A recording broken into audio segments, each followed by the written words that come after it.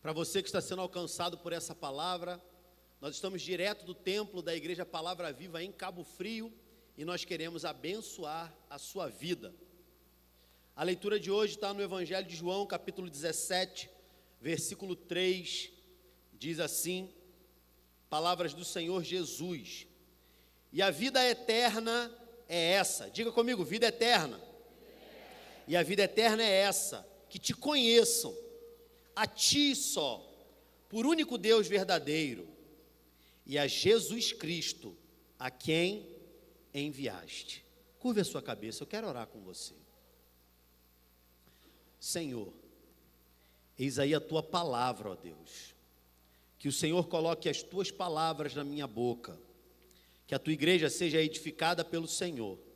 E principalmente, que o teu nome seja glorificado no nosso meio.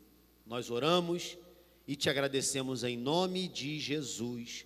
Amém, amém. Pode se assentar, glorificando o nome de Jesus. Aleluia. Irmãos, existe um motivo pelo qual nós fazemos o que fazemos. Existe um motivo pelo qual você um dia decidiu entregar a sua vida a Jesus. Existe um motivo também mais imediato, ou existem vários motivos imediatos, que fazem você levantar da cama todo dia. Existem algumas ocasiões onde esses motivos, eles ganham mais significado do que outros em outros momentos. Mas tudo o que acontece com cada um de nós acompanha e obedece um plano que foi traçado, um plano que foi elaborado pelo próprio Deus desde a eternidade. Quando nós temos a oportunidade de nos reunirmos num ambiente como esse, quando você tem a oportunidade de todos os dias sair da sua casa, enfrentar um mundo de trabalho, enfrentar uma natureza de sociedade que muitas vezes é feroz, que muitas vezes é agressiva, que muitas vezes é violenta, isso é porque de alguma forma você enxerga que exista um propósito que faz valer a pena você levantar todos os dias, você se colocar diante de desafios e vencer esses desafios todos os dias. Mas existem algumas ocasiões e algumas temporadas em que talvez o ser humano ele se enxergue e ele enxergue a sua própria caminhada como desprovida de significado, desprovida de sentido, desprovida de razão, desprovida de propósito. Só que quando nós olhamos para o grande plano de Deus para a humanidade, o Deus que no princípio criou todas as coisas, e tudo o que foi feito por meio dele, e sem ele nada do que foi feito se fez. Quando nós olhamos para esse plano, é possível perceber que mesmo nos dias mais difíceis da sua história, nos dias em que você talvez nem consiga força para levantar da cama, mas não sabe por quê, e mesmo assim você levanta, já não consegue mais enxergar dentro de si próprio uma razão que motive você a continuar enfrentando os desafios, que parece que a cada dia são cada vez piores. É nesse momento em que o ser humano tem uma oportunidade em potencial de conseguir abrir mão do seu próprio propósito, para que você possa enxergar o propósito desenhado por Deus, da eternidade para você. E é justamente nesses momentos em que a gente não consegue mais tirar de dentro da gente uma força, tirar de dentro da gente uma motivação, ou até mesmo não consegue alcançar as expectativas das pessoas que estão ao nosso redor, é que você pode, talvez pela primeira vez na vida, enxergar em perspectiva e perceber que existe um motivo muito maior do que o seu, para que você continue caminhando e dando um passo de cada vez, um depois do outro.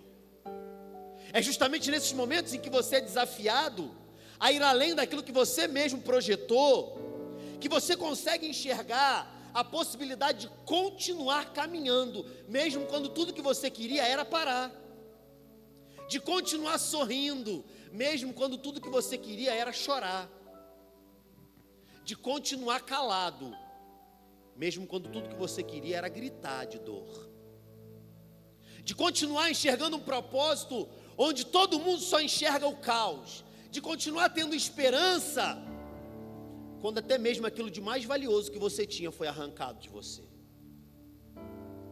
A história de Deus para a humanidade não é a história de homens que criam e projetam um futuro para si.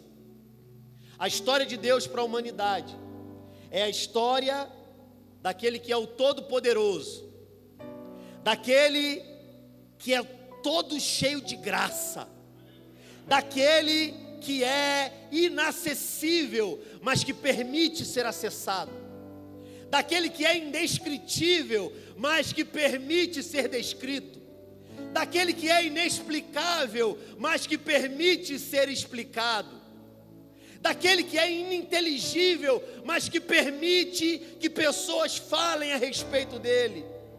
A história de um Deus que não poupou aquilo que ele tinha de mais importante, de mais valioso, de mais precioso, mas por causa de você, ele foi capaz de entregar aquilo que ele tinha de mais valioso, para que mais uma vez, eu e você tivéssemos acesso à vida eterna. A história de Deus é a história de um ser todo-poderoso, de um ser que nos ama, de um ser que criou você para reviver uma eternidade de relacionamento com Ele. Mas em algum momento, irmãos, esse relacionamento foi quebrado.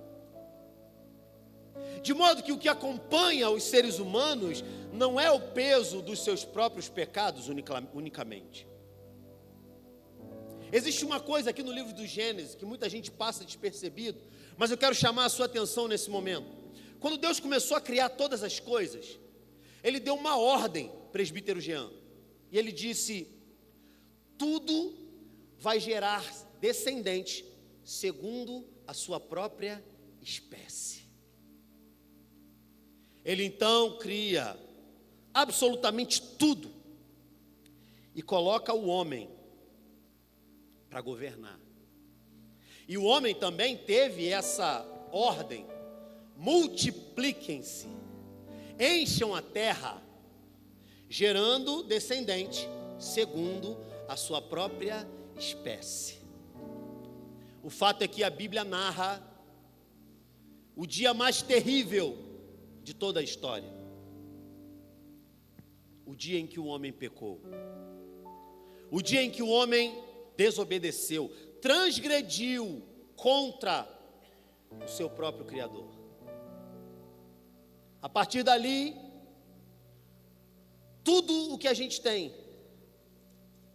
e que é por causa do que aconteceu naquele dia, tudo, se você está com a sua Bíblia aí na mão, tudo o que você vê entre Gênesis capítulo 3 e Apocalipse capítulo 22,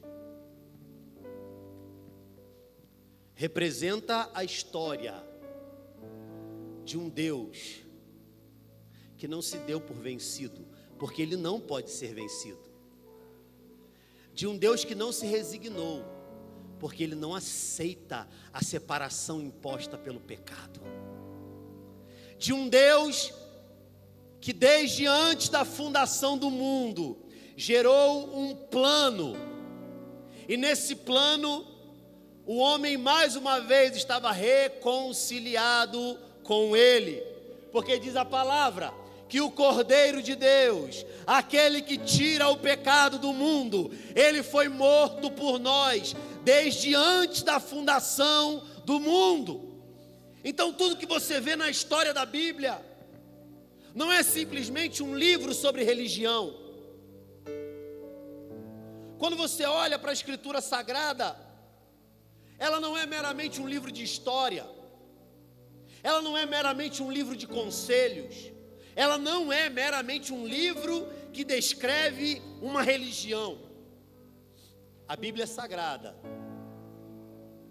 revela a palavra do único Deus verdadeiro, do único Deus que merece a tua adoração, do único Deus que teve coragem e não poupou o seu único filho, do único Deus que pode todas as coisas, do único Deus que é todo amor, do único Deus que é todo graça, do único Deus que é todo misericórdia, do único Deus que é todo fogo consumidor, do único Deus que é todo poder, do único Deus que era, que é e que há de vir. A Bíblia Sagrada, ela descreve o único Deus que merece ser adorado. E esse Deus, então, logicamente não resignado pelo pecado que entrou na humanidade, e Ele mesmo tinha definido e tinha do alto da sua infinita soberania e graça determinado que o pecado seria aquilo que geraria separação entre o homem e Ele, caso o homem cometesse pecado. Ele resolveu se reapresentar à humanidade, porque depois da queda, o homem, segundo Romanos capítulo 1, dentro de si tem a lei de Deus, a lei moral do Senhor, que está cravada no coração do homem. E o homem que, segundo Gênesis capítulo 1, tem dentro de si o fôlego divino, o fôlego que nos faz ter saudade daquilo que a gente nunca viveu. Você já sentiu saudade daquilo que você nem sabe o que é? Você já parou em algumas situações e percebeu assim: rapaz, parece que eu estou fora do lugar. Parece que tem alguma coisa fora do lugar. Parece que tem alguma coisa faltando. Isso se chama anseio pela eternidade. Saudade de casa. Sabe o que a gente vem fazer aqui? Tentar matar a saudade de casa. Sabe por que você continua vindo aqui aos domingos? Sabe por que você continua vindo aqui às quintas-feiras? Saudade de casa. E essa saudade, corra para onde você quiser, ela nunca vai passar. Fuja para os mais recônditos lugares da terra, ela nunca vai deixar você. A saudade de poder voltar para um lugar de onde nós nunca gostaríamos de ter saído. A saudade de reencontrar aquele que é o Todo-Poderoso, aquele que te criou à imagem dele, aquele que fez você e depositou em você expectativa e propósito desenhado do céu. A gente volta aqui, irmãos, não é porque eu sinto saudade de você e você sente saudade de mim, é porque todos nós sentimos saudade de casa, sentimos saudade da eternidade. Sabe o que acontece quando você deixa de estar aqui? E o tempo vai passando e você percebe que já não sente mais falta desse lugar. Se você, além de mim, já passou por isso, você sabe o que eu estou dizendo. Você não vem em um culto, e aí no outro culto você não vem, e no outro culto você não vem. Lentamente essa saudade vai passando, e ela vai sendo substituída.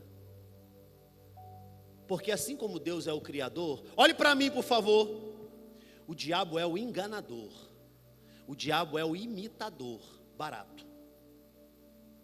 Ele começa a substituir no teu coração a saudade da eternidade pelo apego às coisas da terra. Porque ele começa a envolver o ser humano, e a Bíblia revela isso, com a concupiscência dos olhos, com a concupiscência da carne e com a soberba da vida. Isso faz você e eu começarmos a correr atrás de coisas que nós nunca alcançaremos. Isso faz a gente correr atrás de coisas que nunca conseguirão preencher o propósito e o vazio que foram deixados pela eternidade em nós.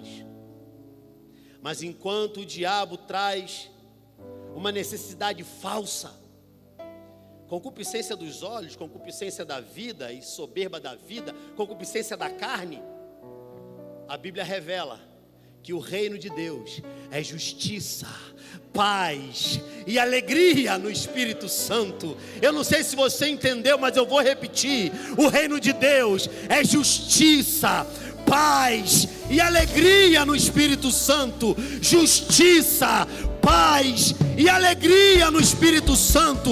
É por isso que tem várias vezes que você chega aqui com a cabeça meio virada e vai embora em paz em nome de Jesus. É por isso que muitas vezes você chega aqui triste e vai embora alegre em nome de Jesus. É por isso que talvez você um dia tenha chegado aqui com um casamento destruído, com a vida espedaçada, e está sendo transformado, e está sendo restaurado, e está sendo renovado, porque Deus, Ele continua tendo compromisso com a sua igreja na terra. A igreja é a noiva do Cordeiro, e Ele virá para buscar a sua noiva. Aleluia!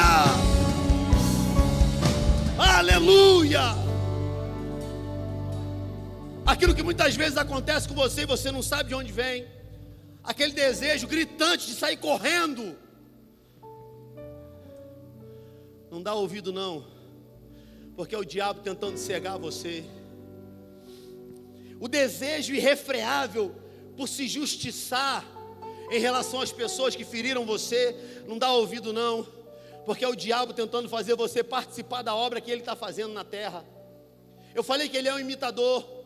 Deus está realizando uma obra sobre a face da terra, e o diabo, ele tenta enganar, ele tenta ludibriar, e aí ele vai também tentando realizar alguma coisa para enganar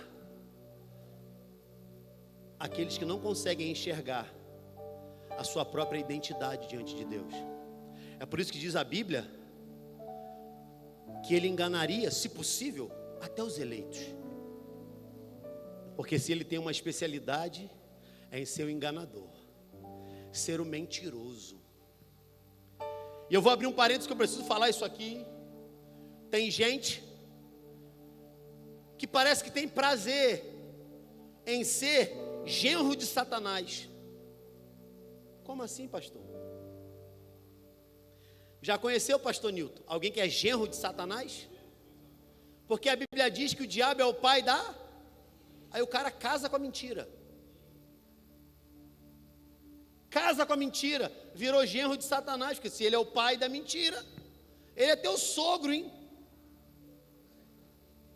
Se você casou com a mentira, você nunca vai conseguir enxergar a verdade revelada de Deus, porque o diabo sempre vai tentar colocar a palavra de Deus e mais um negocinho. A palavra de Deus, exceto um negocinho. Irmãos, isso não é novo, isso não começou agora. Desde os tempos bíblicos, a igreja vem sofrendo ataques para ser destruída, para ser dizimada, mas também para ser confundida. Olhe para mim, por favor. Uma das maiores armas usadas contra os filhos de Deus é a confusão. E não é a confusão de um contra o outro, mas é a confusão do ser humano dentro de si próprio. Todo questionamento que você carrega dentro de você e não tem coragem de colocar para fora, porque um dia talvez alguém disse que se você falar isso, você é um rebelde, está contribuindo para que o reino de Deus possa ruir na sua vida. Porque Deus não tem problema com as suas perguntas, Deus não tem problema com as suas questões, Deus não tem problema com as suas dúvidas, Deus não tem problema com os seus questionamentos. Deus tem problema com a tua mentira, Deus tem problema com a tua falsidade. Deus tem problema quando nós nos tornamos aqueles que religiosamente levantam as mãos, gritam aleluia, cantam, oram, dizimam, mas o nosso coração está longe de Deus. Com a sua boca são muito bons em me adorar, mas o seu coração está longe de mim, diz o Senhor através do profeta. O profeta, quando anunciou essas palavras, o profeta Isaías, ele inclusive disse que no meio desse povo Deus faria maravilhas, para que a sua sabedoria fosse confundida. Quanto mais nós criamos sistemas para colocar Deus dentro dos nossos sistemas, mais nós nos alimentamos pela nossa própria cobiça, pela nossa própria soberba, pela nossa própria concupiscência. Agora, a coisa mais maravilhosa é que Cristo morreu, ressuscitou, diz o apóstolo Paulo, e está à direita de Deus, e Ele intercede por nós. Cristo intercede por você. Você acha que você precisa ficar correndo atrás de profeta, correndo atrás de gente para orar por você? Você tem Cristo intercedendo por você 24 horas por dia. Cristo está intercedendo por nós à direita de Deus. Nós lemos um texto aqui que é tradicionalmente conhecido na teologia como a oração sacerdotal de Jesus. E no versículo 3 que nós lemos, o texto vai dizer, palavras de Jesus, que a vida eterna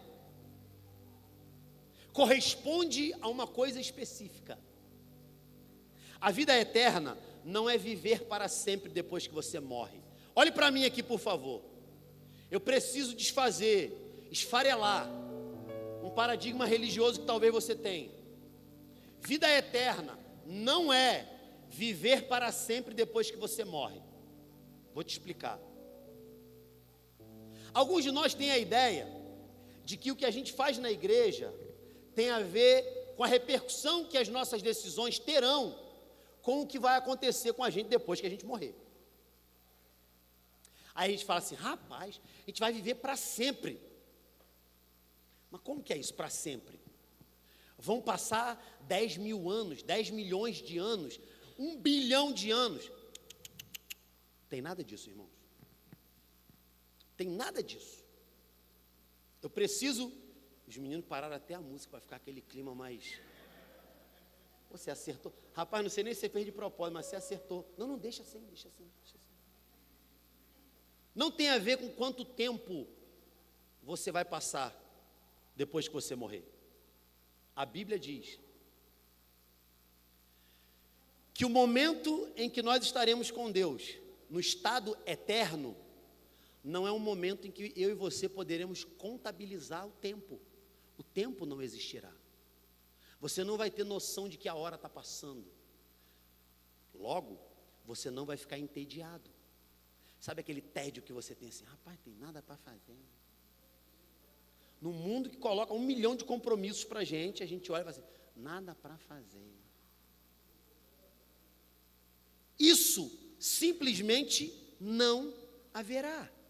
Mas deixa eu explicar para você, a maneira mais didática que eu consigo é essa. É como se você acordou, lá a gente não vai dormir, né, irmão? Você entender. Você acordou e aí você tem uma revelação de Deus, uma experiência da glória de Deus, da emanação de Deus em você, com você, ao redor de você e por você. E aí você tem aquela vivência. E aí você vai dormir, a gente não vai dormir, tá, irmão? É só para você entender. Sabendo que no outro dia vai ter um negócio maior ainda. E no outro dia, um negócio maior ainda. Maior ainda.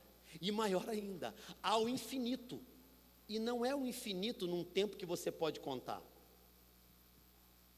Falar sobre a eternidade, irmãos, é um paradoxo, porque a nossa mente, ela está restrita ao pensamento temporal. Por exemplo, agora, alguns de vocês certamente já pensaram, ao longo desses minutos que eu estou falando, no que você vai comer depois do culto, no que você vai fazer amanhã quando chegar no trabalho, no que você fez antes de vir para o culto, e aí, será que eu deixei o carro aberto? Será que eu fechei a porta da casa quando saí? Por quê? Porque o nosso pensamento, ele é todo baseado no tempo.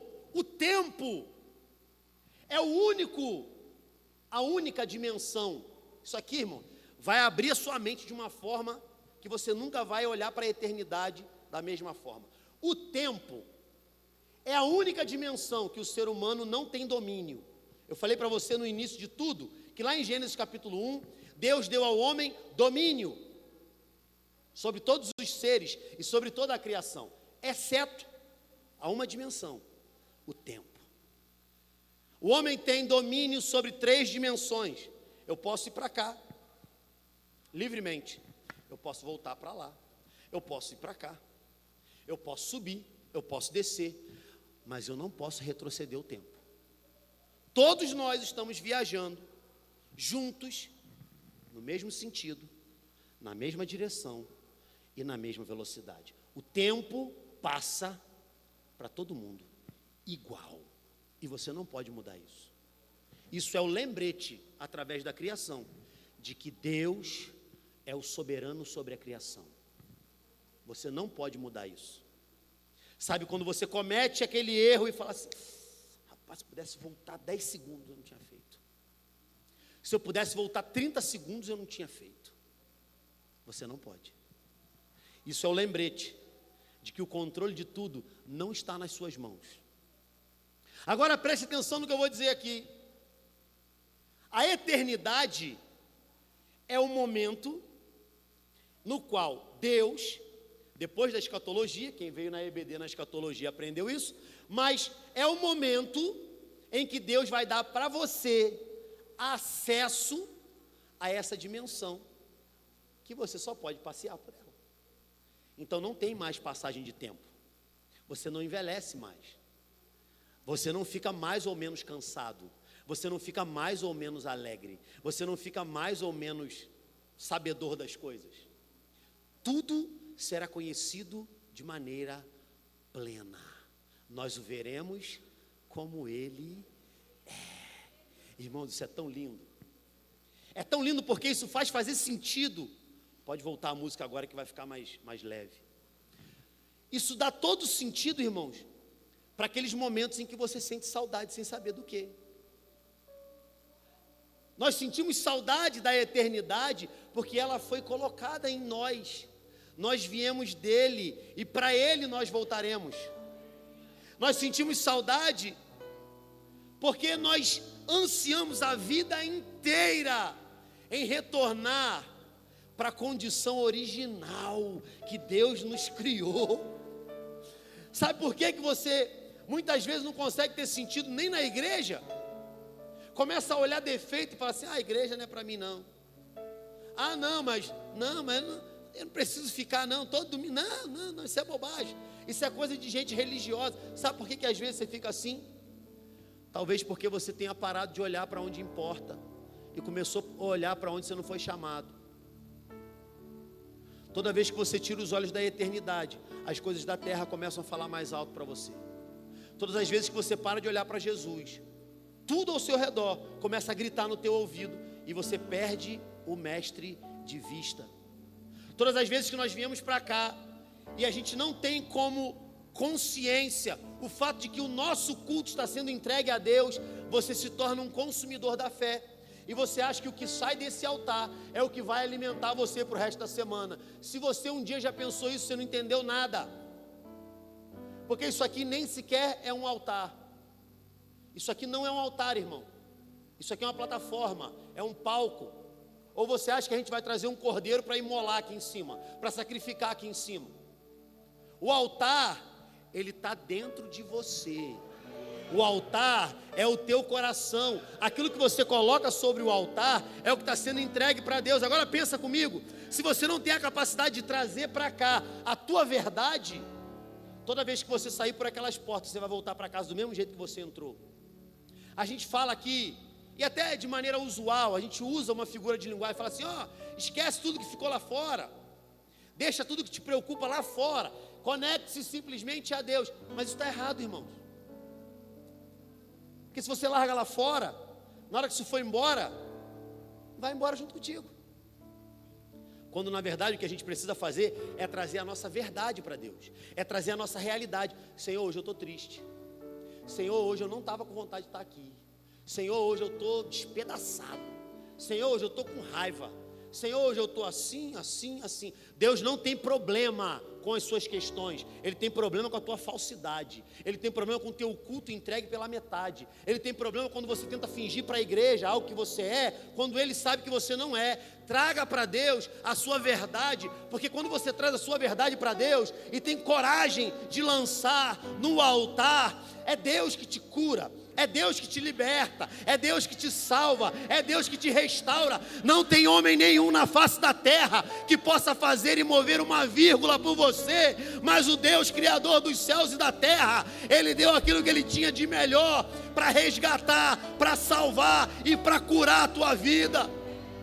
É por isso que Jesus, diante dos discípulos, Ele diz: olha, a gente está buscando a vida eterna, mas a vida eterna consiste numa coisa.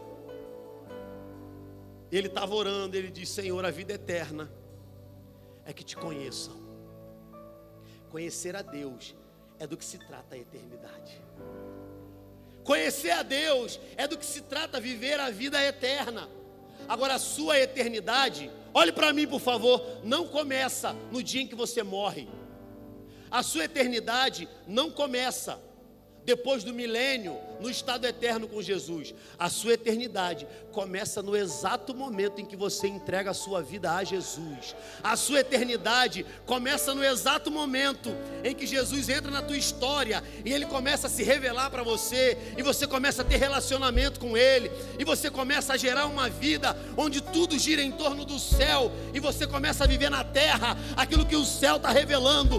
Você fala o que o céu está falando, você vive o que o céu está manifestando, você age da maneira que o céu está agindo. E no céu, o profeta Isaías teve uma visão, onde ele viu que os anjos e os serafins que voavam ao redor do trono, eles diziam: Santo, Santo, Santo é o Senhor dos exércitos, toda a terra está cheia da sua glória. Santo, Santo, Santo é o Senhor, toda a terra está cheia da sua glória.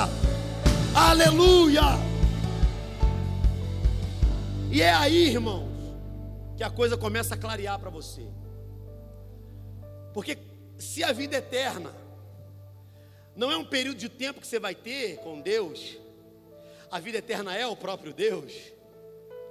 Eu te pergunto, se você não consegue gastar tempo com Ele aqui, como é que você vai passar a eternidade com Ele? Se a eternidade consiste nele.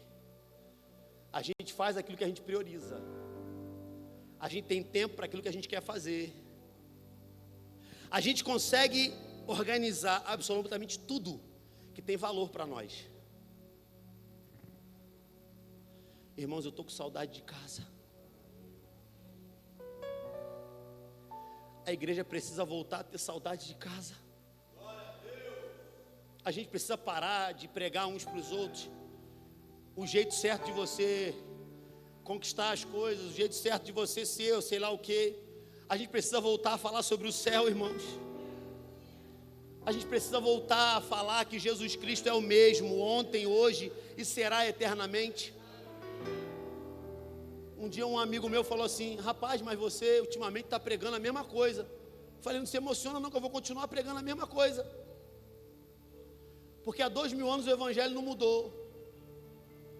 A gente precisa continuar falando que Jesus Cristo cura, Jesus Cristo salva, Jesus Cristo liberta, Jesus Cristo batiza no Espírito Santo. Ele preparou uma igreja, Ele está guardando a igreja, Ele está adornando a igreja, e Ele voltará para buscar essa igreja.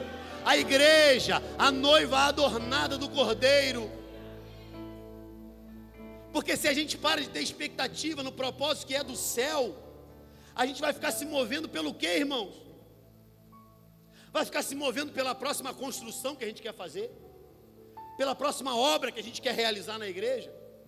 A gente vai ficar se movendo, não, olha quantas células a gente multiplicou. Irmãos, eu quero ter certeza, e eu vou saber que o meu papel de pastor aqui foi bem sucedido, se daqui a 100 anos eu encontrar com você no céu. Eu não sei quanto tempo isso vai durar, mas imagina quando a gente estiver lá. Imagina, irmãos, chegar lá no céu, eu olhar e falar assim: Fabiano, Fabiana, Pedro Paulo, Márcio, o Wallace.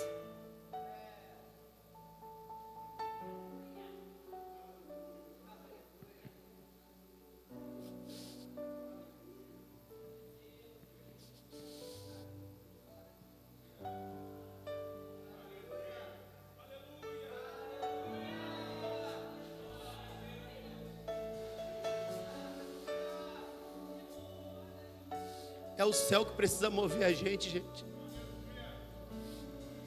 Muito mais preocupado do que a próxima obra que a gente vai fazer ano que vem. É se Cristo voltar, a gente vai encontrar com Ele nas nuvens.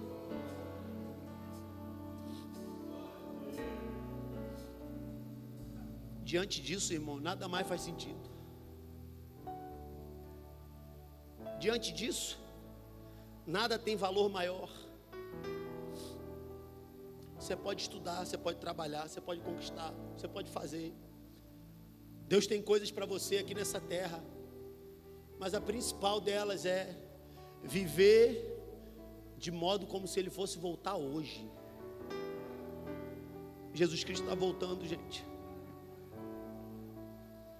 Imagina só, porque se a vida é eterna é conhecer o Senhor, eu tenho que dizer para você: não prive a sua casa de começar a viver a eternidade agora. Convida o Senhor Jesus para dentro da sua casa. Convida o Senhor Jesus para dentro do seu casamento. Convida o Senhor Jesus para dentro dos seus negócios.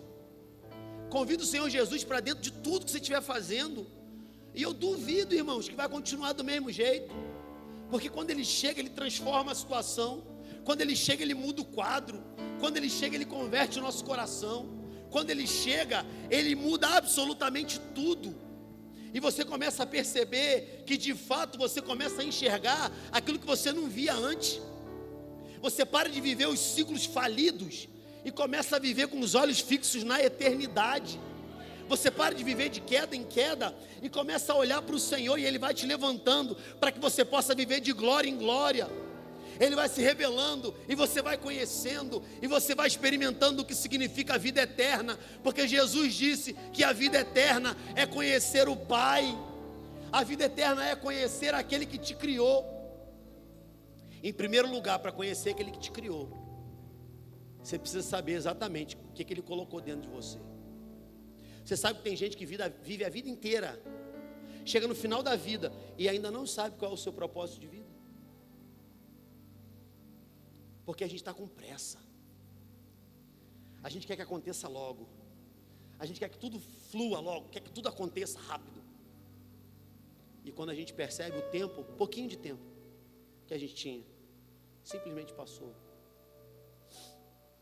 Sabe, irmãos, ultimamente eu tenho parado de tentar convencer pessoas que Jesus é bom. Ultimamente eu tenho parado de tentar convencer gente que estar na igreja, no meio da igreja, na comunhão da igreja, é a melhor coisa que a pessoa pode fazer. Porque eu aprendi que muitas vezes o que a gente precisa fazer é orar para que o Senhor dê a essa pessoa a oportunidade de viver isso.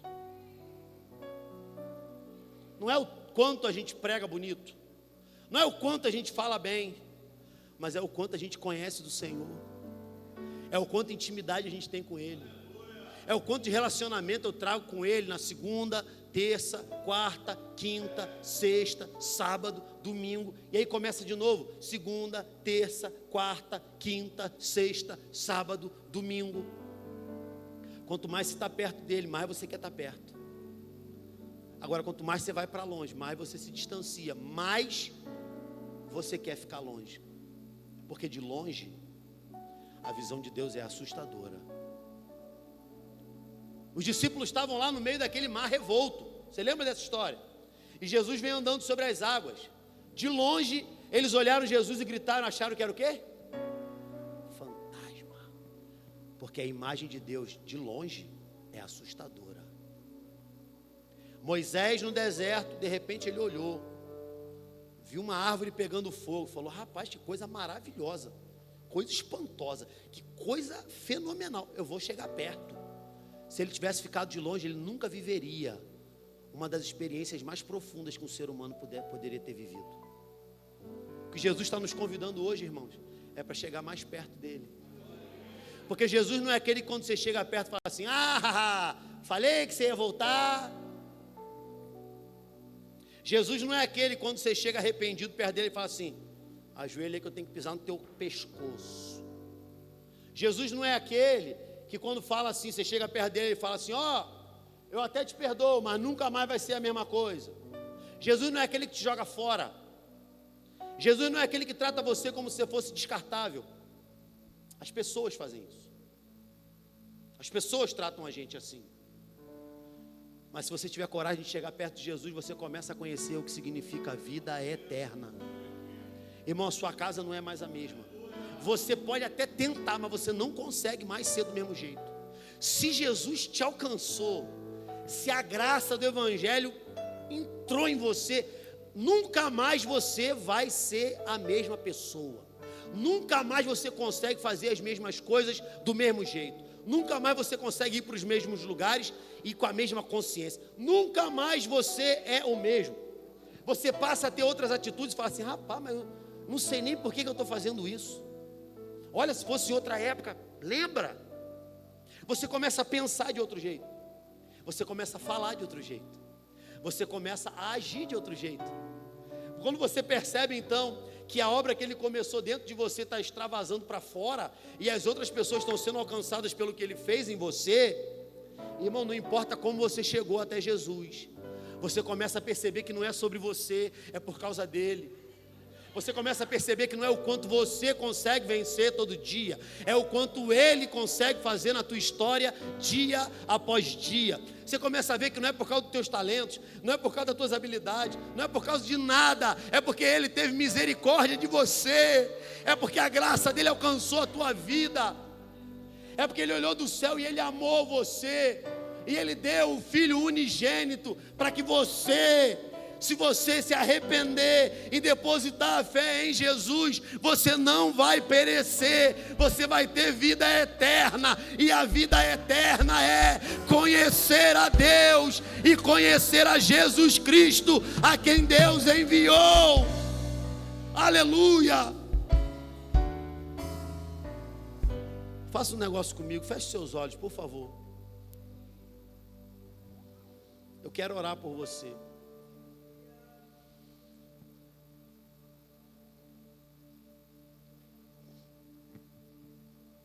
Senhor, obrigado a Deus, porque o Senhor tem falado conosco a cada dia. O Senhor tem manifestado o teu reino na nossa história. A cada manhã, as tuas misericórdias, ó Pai, têm se feito presente na nossa vida. Obrigado, Senhor, porque o Senhor tem nos dado a oportunidade de viver aquilo que o céu tem gerado a nosso respeito. Eu oro, Senhor, principalmente para que o Senhor venha nos incentivar, para que o Senhor venha nos mover, para que o Senhor venha, ó meu Deus, a nos empurrar para frente, ó Deus, porque em muitas ocasiões, se fosse depender de nós, a gente já tinha parado, a gente já tinha desistido, a gente já tinha parado de gerar expectativa, Senhor. Mas eu te agradeço, Pai, porque o Senhor tem sido misericordioso com as nossas vidas. O Senhor tem movido o céu, o Senhor tem movido a terra, o Senhor tem alcançado cada coração e mente. Eu oro, Senhor, para que na vida dos meus irmãos, para que na vida de cada um de nós, esse momento chegue, o momento em que nós somos encontrados por Jesus, o momento em que a cada dia nós somos transformados por Ele. Meu Deus, eu oro para que o Senhor gere no nosso coração o desejo de alcançar aqueles que ainda não foram alcançados pelo Senhor. Nós oramos, Senhor, para que cada coração e mente sejam levados cativos ao Senhor. Senhor, que nós possamos viver a vida eterna contigo, e muito mais do que viver essa vida terrena, é começar a gerar expectativa acerca da eternidade em nós, e hoje ter a oportunidade de manifestar adoração a Ti, nos dias bons e nos dias maus, para que quando o Senhor estiver conosco, a eternidade possa nos alcançar a cada dia. Eu oro, Senhor, em nome de Jesus. Por mim eu parava agora, o cansaço me atingiu e eu desacelerei. O ânimo em mim sumiu e eu parei. Parei para descansar um pouco e não desistir, mas mesmo assim, por mim eu parava agora. Meu coração entrou em alerta, fiquei exausto.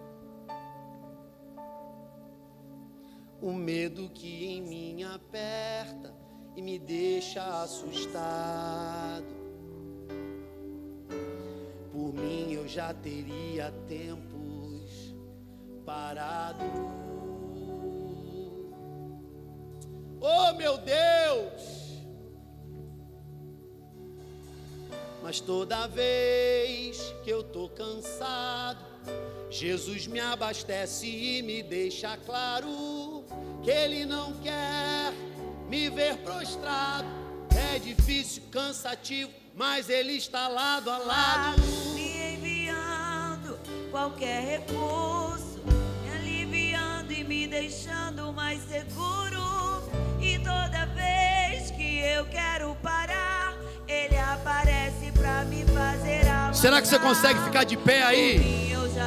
Agora enche o seu pulmão de ar. Se prepara para declarar essa verdade. Vai! Foi por causa dele que eu ainda não parei nem desisti. Foi por causa dele que eu me levantei e decidi seguir. Foi por causa dele que eu ainda continuo a lutar. Por causa de Jesus que sempre me conduz, eu chego lá. Deus sempre tem um escape para você, irmão. Ele sempre tem um escape. Será que você pode ser boca de Deus hoje aí? Usa sua boca de profeta e diga para alguém aí: Ele sempre tem um escape para você. Fala para alguém aí: ei, mas toda vez, vai. Mas toda vez que eu tô cansado, Jesus me abastece e me deixa claro que Ele não quer me ver prostrado. É difícil, cansativo, mas Ele está lado a lado, me enviando qualquer recurso, me aliviando e me deixando mais seguro. E toda vez, eita Jesus! Por mim eu já teria desistido, mas por Ele, eu chego. diga! Foi por causa dele que eu ainda não parei nem desisti. Foi por causa dele que eu levantei e decidi seguir. Foi por causa dele que eu ainda continuo a lutar. Por causa de Jesus que sempre me conduz, eu chego lá. Será que você tem uma adoração para Ele aí? Se tem mão, levanta. Se tem boca, dá glória aí, vai.